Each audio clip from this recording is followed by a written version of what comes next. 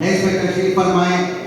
इस जलसे के जिम्मेदार हजरात हमारे कांग्रेस पार्टी के लीडर सीवी बाला चंदन साहब और एक हमारे पार्टी के लीडर सलमान मास्टर साहब और एक हमारे पार्टी के लीडर मेरा भाई हमारे बॉम्बे के साइंस सर्कल के कांग्रेस कैंडिडेट बहुत कम वोटों से अंदर से आए हुए बेंगलुरु से मेरे को इधर बुलाया गया है। तो आप लोग अच्छी तरह से जानते हैं कि कांग्रेस हुकूमत जो है 2023 से कर्नाटका के अंदर हमारी कांग्रेस हुकूमत के अंदर है। कांग्रेस हुकूमत के अंदर जब 2023 के अंदर जब चुनाव आया था, चुनाव के वक्त पर हमारे लीडर राहुल गांधी और सिद्धरामैया जी ने 5 गारंटी जो डिप्टी को लागू करने को नहीं होता करके कर्नाटका के अंदर जो गारंटी हमने अनाउंस किया था उसका गारंटी का ये इसी तरह अपोजिशन पार्टी वालों ने ये गारंटी दे नहीं सकते, ये गारंटी लागू नहीं कर सकते।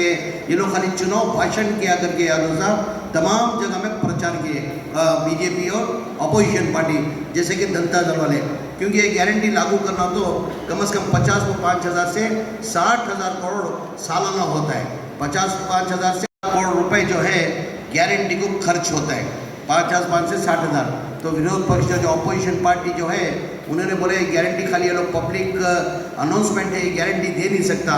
हमारी हुकूमत आके गारंटी जारी किया, 3 साल से लगातार हम लोग गारंटी देते आ रहे हैं। अभी हमारे हाल ही के अंदर इस केरला चुनाव के अंदर हमारे लीडर राहुल गांधी ने 5 गारंटी अनाउंस किया है। यह 5 गारंटी कौन सा है?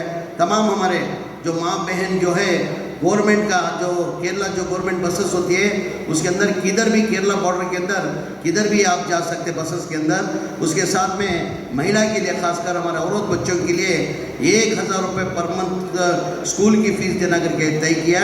उसके साथ में 25 लाख का हेल्थ इंश्योरेंस बनाना करके और ओल्ड एज पेंशन जो है 1,600 रुपये देते थे। हाल ही का चुनाव नज़दीक आने की वजह से 2,000 रुपये किए। अभी इसको हमारी कांग्रेस हुकूमत यूडीएफ गवर्नमेंट आएगी तो हम लोग 3,000 रुपये देने का फ़ायदा किया। उसके साथ में भी छोटा मोटा जो व्यापार करते हैं, जो बिजनेस करते हैं, उन लोगों को 5 लाख जो है इंटरेस्ट फ्री लोन देना करके हमारी हुकूमत ने अनाउंस किया है।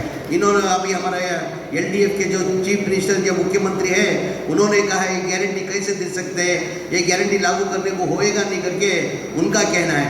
मैं इसके लिए मैं हमारे एलडीएफ के मुख्यमंत्री को बताना चाहता हूँ, कर्नाटका के अंदर 3 साल से कांग्रेस हुकूमत 50 को 5 से 60,000 गारंटी लगातार देते आ रही है। 3 साल से देते आ रही है। चुनाव हो गए 3 साल हुआ, 3 साल से भी देती आ रही है। आप देखे होंगे एलडीएफ हुकूमत 10 साल से इधर एलडीएफ हुकूमत है, कांग्रेस भी हुकूमत आप देखिए यूडीपी हमारा यूडीएफ का हुकूमत भी आप देखे होंगे, यूडीएफ का भी देखे, एलडीएफ का भी आप देखे।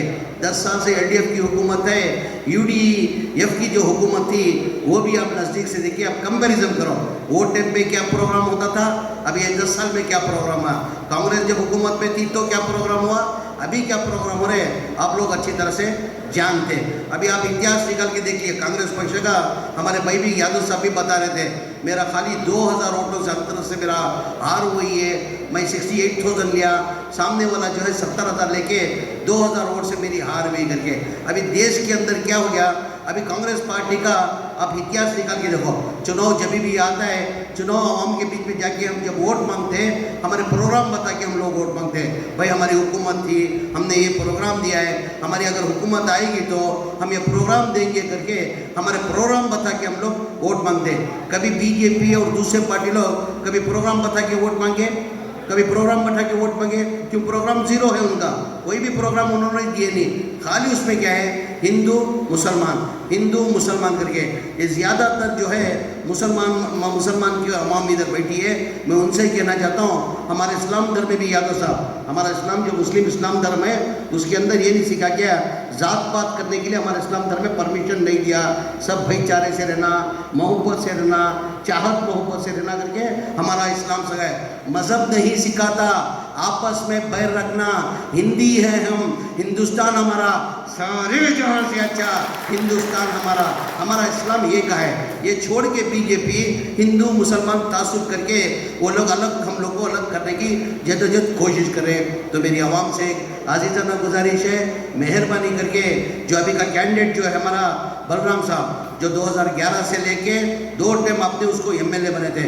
अभी उसकी पीरियड के अंदर जो कैसे किस तरीके से काम चला है अच्छी तरह से जानते हैं। अभी एक इदारे को जाके आया मैं, अभी हमारा एक एजुकेशन इदारा जो है इधर हाल ही के अंदर जाके आया, वहाँ तमाम जिम्मेदार कहते थे नहीं साहब पिछली बार जो है 2 बार ये एमएलए थे, पिछली बार हमने गलती कर दी, इन्होंने 3000 वोट से अंतर से हारा है, सिर्फ 3000 अंतर से। इस बार जो इन्होंने 10 साल का जो काम किए वही काम इधर बाकी है, नया कोई भी काम हुआ नहीं। हमारा कॉन्स्टिट्यूंसी डेवलप अगर होना तो बालराम जो है एमएलए होएगा तो होता करके एक एजुकेशन इदारे के अंदर बताते थे। और एजुकेशन मैंने बालराम के बारे में बहुत कुछ सुना हूँ। अभी हमारा यादव साहब भी बोल रहे थे, आवाम का भी कहना है उसके जो 2 साल पीरियड के अंदर 2011 में एमएलए था, उसके बाद और एक बार एमएलए बने।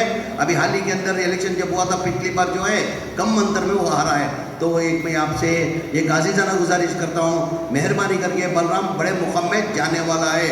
अगर आप एमएलए बनाना तय है उसको, मेरे को मालूम है अब उसको एमएलए बनाना तय है, वो बड़े मुकाम में जाने वाला है।